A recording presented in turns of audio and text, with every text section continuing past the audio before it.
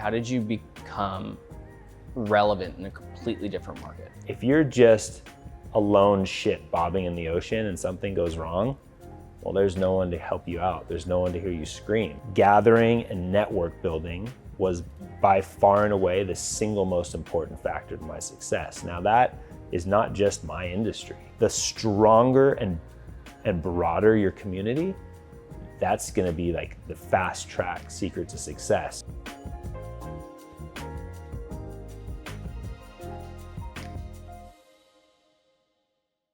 You start getting into COVID, you're March, April, May, and you're in the wedding industry. The wedding industry completely shuts down.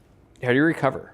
We fully recovered now, yeah, but those first few months, just the first month was the scariest. That was when we were just still trying to scramble, figure out if I was gonna be able to keep the house, make the payments, pay the bills, and fortunately through, the programs, and I had structured my business as an S Corp. So I had really done all the right things as a business owner leading up to that. So I was able to get, the PPP, unemployment, and once the financial stability kicked in and I wasn't in complete scarcity freak out mindset, then I was able to enjoy the downtime and enjoy it in a way that wasn't just vacation, right? So I use this as a time to take a 10,000 foot view of my brand and my company. And that was really when I created the whole next level marketing plan for my business. So is it at that time that your business kind of supercharged? It wasn't in that first moment, but this is where we planted the garden for the supercharge that occurred, right? So over the next 7 months, from March until October, I had hired a new branding director, a new website designer, and basically for the first times, and up until then, I'd done all my own branding, all my own marketing, did all my own logos.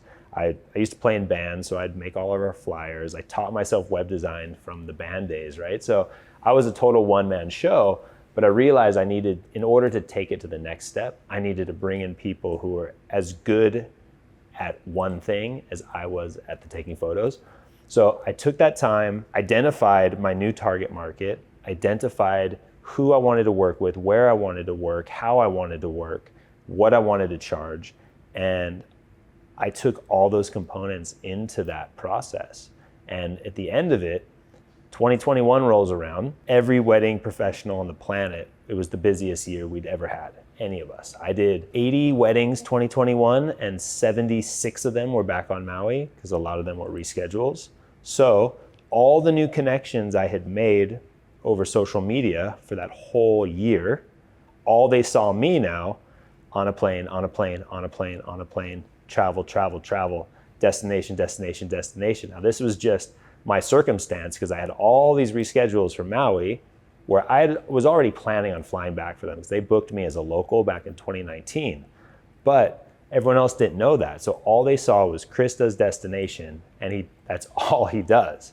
So every single planner, once things started rolling again, tropical destination, call Chris. He can travel, he knows how to shoot palm trees, and he's obviously good in the heat. And next thing you know, it was just like this explosion. And now, I rarely work in California. I'm 95% destination. Yet you were still just ranked in Southern California, one of the top wedding photographers. That was a great accolade, yeah. So Wessery named me one of the top 10 in Los Angeles. California Wedding Day awarded me the best destination wedding photographer in the state. And RSVP, a global network of wedding professionals, named me the best destination wedding photographer in North America and the Caribbean. So thank you, everybody. That was pretty awesome. So starting off in California, you're a new photographer.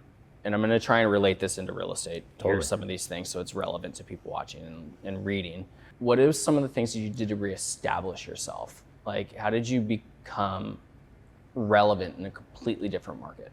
I always say it's your network which creates your net worth, right? So if you're just a lone ship bobbing in the ocean and something goes wrong, well, there's no one to help you out. There's no one to hear you scream, right? So once we were able to get together again, gathering and network building was by far and away the single most important factor to my success. Now that is not just my industry. How many times do you get a call or referral from someone in your network, a friend? It's like, oh, I'm not the right person for this client, or I'm too busy. Troy, I want you to have this, right? So the stronger and broader your community, that's going to be like the fast track secret to success. And for me, what that looks like is I traveled the entire globe going to networking events. I was just in Mykonos, Croatia. Coming up, I've got Colorado's one, and then Miami, New York, and then the end of the year I'll be down in Mayakoba in Cancun for another huge networking event. So the stronger I can build my community, the more success that I find, and that's first and foremost most important. So it's really diving into your referral network. And for you, the referral network is not just your past clients, but the people that you work with within the industry that are going to refer you to their clients. 100%. And it's not only that, it's when you're at these events, and I'm gonna relate this back to real estate. When you're at a big, maybe it's an Inman event or another giant event, well, what's happening at that event? There's countless social media going on, right? It's an elevated experience. People who are in your industry who aren't there, they're all having a little bit of FOMO. So when you're putting yourself front and center that you're at this featured event, that's going to slowly but surely begin to elevate you as being connected to the larger part of your industry. Going to the events, because I go to a lot of these events, you look at it and you're there to learn and you're there to network. And some people are really good sharing that they are there or that they were on stage, really capturing the moment that they were there. But the relationship is the most important part. Whether it's your business or real estate, it's a relationship-based industry. Yeah. The stronger the relationships, the stronger the referral network. And in real estate, whether you're in South Dakota or Wyoming or Montana, there's always a referral network that's going to come from that. If you can build the trust in the relationship that you're the go-to person in that particular area. For you, you're lucky, you get to go travel anywhere. For me, I don't think I would sell a house outside of my area of expertise, right. But I probably know somebody that I can refer them to in my network also. 100%, and it's really getting past that idea of having competitors, because I believe competition only happens at the bottom, because at the top, we're all collaborating, right? So I have my core teams in the main markets I work at, but I also have incredible day players all over the world. So if, when I go to Italy, I'm gonna try to be investing in local talent there. When I'm going to Spain, I try to invest in local talent there. That way I'm not just going to new places and take, but I'm also providing opportunity, providing guidance, providing, for whatever it's worth, a little bit of mentorship on the day of a job to an up and coming or established photographer who can, we can spend a great day together and make beautiful work. So you're a luxury photographer. Yes, I do specialize in the luxury segment. I like to think that luxury is a level of service. Yes. Not necessarily a price point or the end product. Whether I'm going into Nordstrom's and buying a new Armani suit or I'm buying a pair of socks, I know that at Nordstrom's I'm going to get the same level of service every time.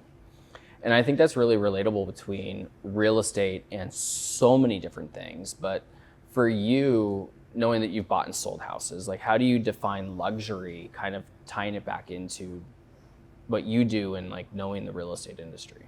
100%. Luxury, without a doubt, is the experience.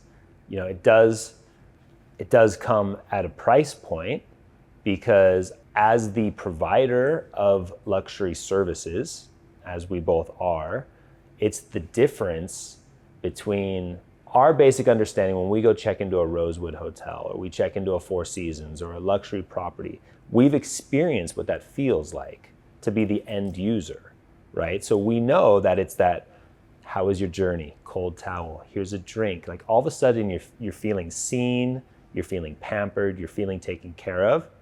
Now that does come at a premium price, yes, But that's the experience, and in what I've learned over these last few years is luxury is not this like taboo, you're not invited, it's just expensive. What it is it's a warm hug. It is the ultimate pampering, so when you can take care of your client to the 10th degree and make them feel seen, special, celebrated, and respected, that's a luxury experience. And that's why you dress the way you dress. I mean, we joked earlier when we were starting Instagram Live, I'm very much casual. I want to be in a sweatshirt. I put a suit on today just out of like, Appreciate you. I respect the suit game and I respect your image and like, but your image is everything. Like down to the difference in how you travel versus how I travel. I'm in on clouds in a sweatsuit. And granted, they match and I look good. The Dodger hat matches, but you're in a suit and tie or sport coat and shirt, knowing that it's part of your brand. It is your brand, but also it opens up other opportunities. For me, clothing is the outward reflection of my inner values and of what I want to provide into the world. Now look, on my day-to-day, I live in 3 suits, right? I live in my swimsuit, my wetsuit, and my work suits, right? So for me, it's become a uniform, but for a wedding, my mindset is this is the ultimate show of respect for the occasion. It's the ultimate reflection of my brand and my worth. Yeah, I've met the clients, but I haven't met their parents most of the time. So when I walk in and I meet father of the bride, mother of the groom for the first time, and they see me dressed like this with the attention to detail, it immediately tells them that, yes, this investment was worth every penny before I've even showed or delivered or even taken my camera out of the case. It's the ultimate reflection of my brand values. That's important. For sure. I mean, it's something that I've kind of learned because, I want to be comfortable. Like, I've got no problem in a sweatshirt. Like, and granted, they're nicer sweatshirts, and sometimes they got a message that I'm trying to, promote or, just the image. But like, people say, is what you're wearing what you want to get photographed with next to royalty or a president? You could probably almost always say yes. Like, I think I'm okay saying like, yeah, I'm going to get a photo in a sweatshirt with the president. I'm good with that. But that would be cool. In looking back over the years, like, future forward, like would I have been okay with it? Like, even thinking today, I'm like, I could be more comfortable, not have a tie on, but like, is it really the image that I want to portray when I'm having the conversation with the best? I always take it back to if I have a heart attack, right, out of the blue and I go down, what do I want? People swarming around me? Like, I want to be like, whoa, look at that guy. Like, he looks cool. Like, that's too bad. Like, you know what I mean? And for airports, like, honestly, I've booked so many jobs in the Delta Lounge, sitting in first class, just when I'm dressed elevated, it tells a story because American culture, men's style has become so casual and so relaxed that it's just a sea of same everywhere I go. It's like every dude looks carbon copy, right? So just throwing on a sport coat, throwing on a nice watch, a nice pair of shoes is the easiest way to separate myself from the pack and tell the world that I'm an interesting person who you may have an interesting conversation with if you care. Which is just a completely different perspective of getting on the airplane and throwing the headphones on, instantly. Like, traveling is one of the best ways to pick up new clients or referral opportunities. Even for myself, sitting on a plane, if I don't have my headphones on right away, I'm not unapproachable. I have the opportunity talking to somebody to bring up the conversation of real estate. Like, you're a narcissist if you're not going to ask somebody back, what do you do for a living? Yeah. And so the opportunity for the conversations, you're sitting next to this person for 2 to 4 hours. Obviously, we can have a conversation versus watching Yellowstone. Yeah, right.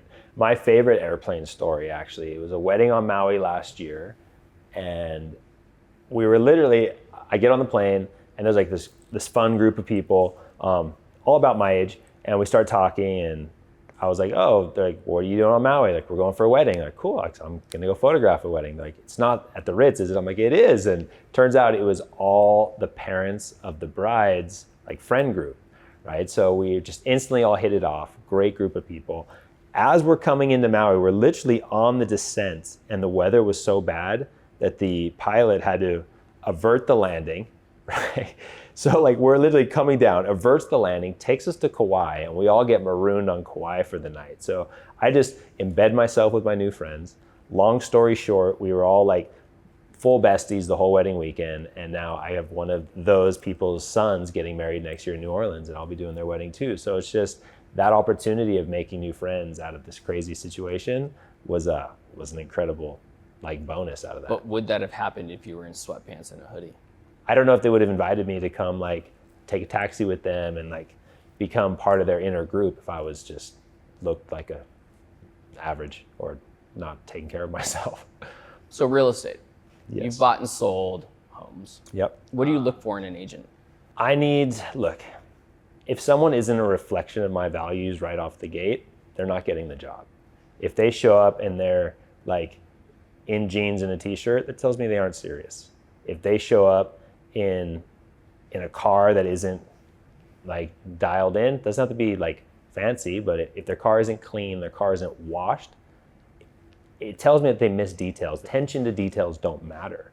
You know, I only want to do business with people that are reflections of my values, because I firmly believe the way you do anything is the way you do everything. Being that this is going to run in the next couple weeks, I want to ask a question. You know, he's not prepped for this question, but if you were selling your house at the beach, would you want that house exposed to everybody or to a select group? Would you market it off the market, or would you go just full tilt like? No, I would go off market. You know, I've built my brand specifically catered to exactly the people I want to work with. You know, my couples are going to be fashion forward, love style. They're going to be most of the time self-made creatives. They're really into the adventure of life and doing it with style, grace, and gratitude, which are my three big pillars. So for me, I wouldn't want my house, the place that I love so much, going to someone who's just gonna Airbnb it or just look at it as like their second house to be filled. Like, no, I would want someone to come into that house and love it the way I've loved it. And if that means takes a little longer, so be it. So would you want your house on Zillow? I mean, I would just call you and say, hey, find me someone amazing. Well, hey man, we end up on Zillow. I mean, look, I still get a choice when people come and check it out, you know. I don't know a lot of the back end between all the sites and what that world looks like, but I would prefer my house to go to someone that shares my values. I like that answer. Because with all the Zillow stuff right now, the brokerage stuff, like, I mean, it's a very valid answer, right? Would you rather give up part of your price and your gain on the property to find the right buyer? The right buyer wouldn't question the price. Because you want this person that's going to inherit your Halloween decorations and still hang them up in the front windows. Dude, that Beetlejuice decoration is first class. So I mean, it was awesome. It does come with the house, but it's not for sale. Unless you make me an offer so ridiculous, gang. I mean, let's go. So your career over the last 5 years has taken you from a Maui-based agent to an international photographer. What are some of the keys to that if you were doing over again, you would have to do again? Getting in the room, getting on the plane. And you know what, like it might sound a little silly for people who aren't in the same world that I am as far as fitness goes, but fitness and mindset have been absolutely paramount to what I do and how I do it. You know, my life is, if I'm on an 8 a.m. flight, that means I gotta be at the airport at 6, which means I have to be in the gym at 4 so I can get an hour every morning. Wait, you're going to the gym before you get on the plane? If it's humanly possible, yes. Oh, see, I need to be at the Delta Club before I get on the plane. Although I have time for Delta Club as well. Ugh. My life operates at such high velocity, and a wedding day is 10, 12 hours. If it's a South Asian wedding, it can be 16, 18 hours on a wedding day. If I wasn't in, you know, extremely good shape, there's no way I could do it. I'd be sweating through my suits. It would be a mess. The amount of endurance required for me to keep my energy from hour 1 to hour 15 is huge. So for me, fitness, it has played the single most, largest portion of my success, not only for the strength and endurance, but the mindset of doing those hard things. And I do it, I'm in the gym at 5:30 a.m. every single day. And that has created a level of discipline that I don't think I could have arrived where I'm at today without it. So we kind of touched on it earlier, but in real estate and in your industry, referrals are the biggest piece. Yeah. How do you really go about strengthening those relationships with the wedding designers? We look at it in real estate, the same as our sphere of influence is the gold that we mine for. Your sphere of influence is wedding planners, past clients, sphere of influence, also social media. How do you dig into that deeper and deeper? It is the most important factor. For my wedding planners, that looks like, how can I provide as much value to them on every single wedding? So the first question I ask the day before the wedding, what design elements are you specifically super proud of and you really want to highlight, so I can make sure I shoot those design elements to the 10th degree for you. For my clients, it's highlighting, are there any special friends, past friend groups? Is it, we have an aging grandparent. Like, who do we absolutely have to get incredible portraits of? Asides the obvious answer of everybody, but how can I create not only the beautiful photos for you now, but how can I create the legacy images that are going to be cherished items for you for your entire life? Then the third component on a wedding is the minute it's like, bridesmaid A is engaged, well, let's make sure we get some incredible photos of you and your fiance. Like, every wedding, if I'm not getting 6 to 12 leads from every wedding I did not do my job properly.